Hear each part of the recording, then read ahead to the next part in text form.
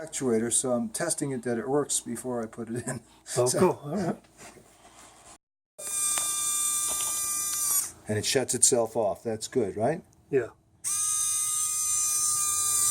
And you can see that it's riding in a bronze bushing in there, and the it's real smooth. It's real nice. Very cool.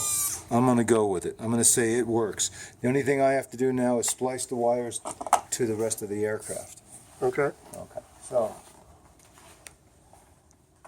and I can do that. I might even use the original screws. These are black ones. I might leave them. Let me see. Light.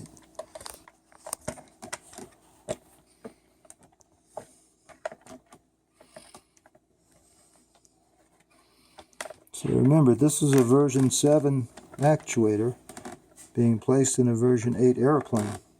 So that's the difference, is that the size was different.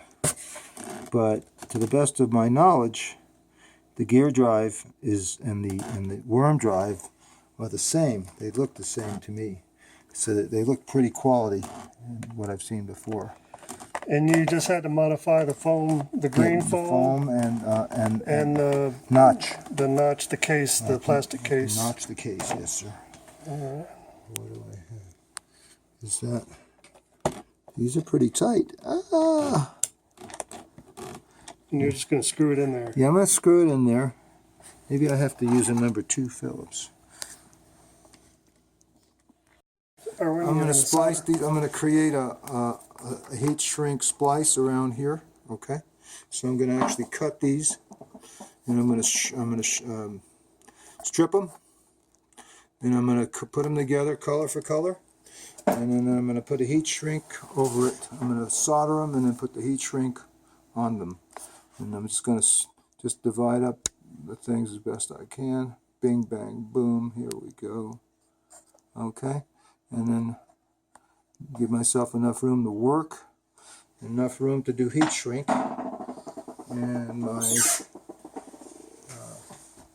stripper pliers, these strippers. On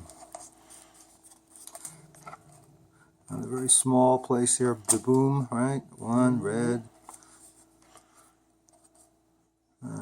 black.